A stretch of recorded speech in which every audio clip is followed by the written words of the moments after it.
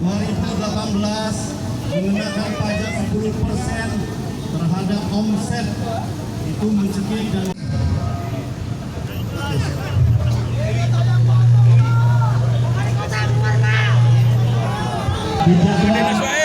beliau aku di rumah dinas dari jam 8 sampai jam 10. Akan pulang apabila tidak ketemu dengan Pak Wali saja. Kenapa yang begitu mas? Bola panas bergulir sudah mengusulkan, tetapi apa berkata? Karena yang membuat kebijakan itu bukan beberapa kali dapat bocoran. Man, tanya kita memang separuh man. Jadi kalau tidak jangan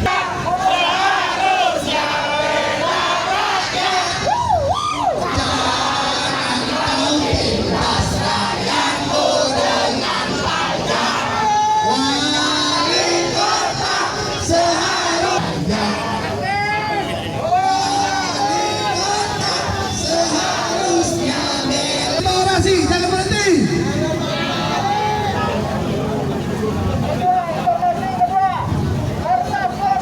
Ada pihak Pemkot yang lebih bijak.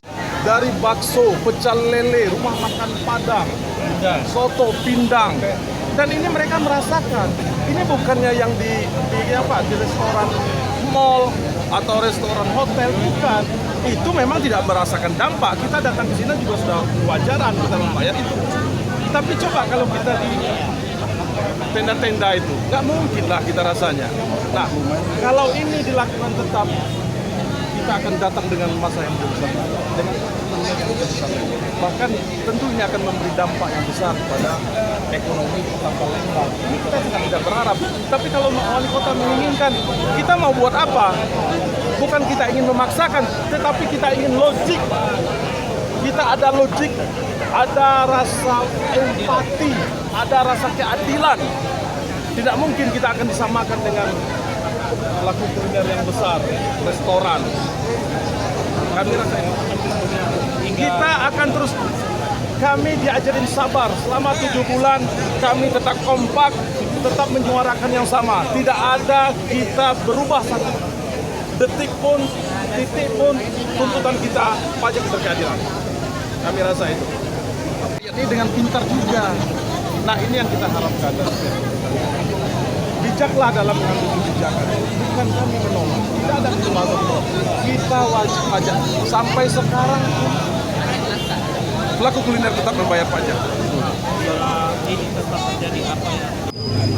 Dari tahapan-tahapan sudah kita lalui dengan mendatangi Ombudsman, DPRD Kota Palembang, meminta masukan dari para ulama.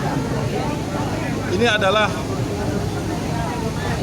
kegundahan hati kami para pelaku kuliner yang terakhir, makanya kami datang di Wali Kota Palembang. Seolah-olah pelaku kuliner ini dianggap tidak ada, padahal kita menyuarakan ini luar biasa lama. Ya, sudah hampir 7 bulanan. Tanggal 7 bulan kita kan ketemu wali kota langsung. Ya. Nah, ini kan Sekda menjanjikan akan menjatuhkan. Ya. Sampai kapan kita tunggu ya, Pak? Ya, kita paling lama menunggu selama 3 hari ini, paling lama itu. Kami akan konsolidasi terus.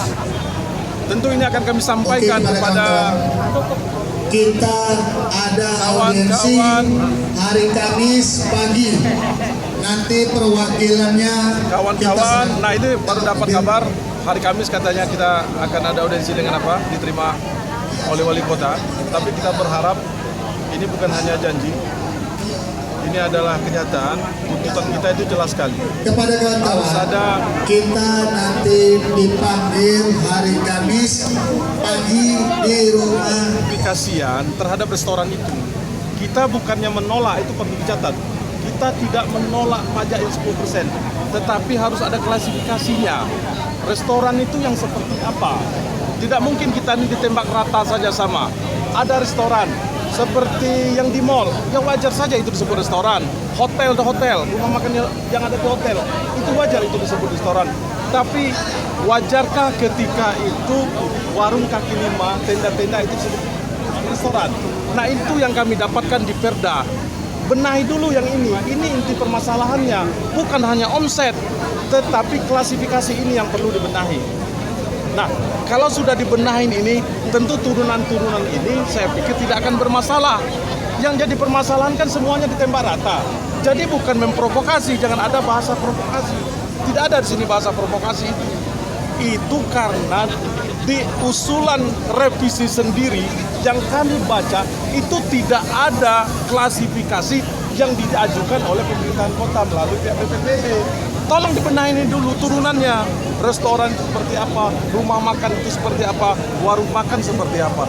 Sehingga clear. Nah, baru kita berbicara melalui undang-undang. Apa itu? Ada undang-undangnya memang.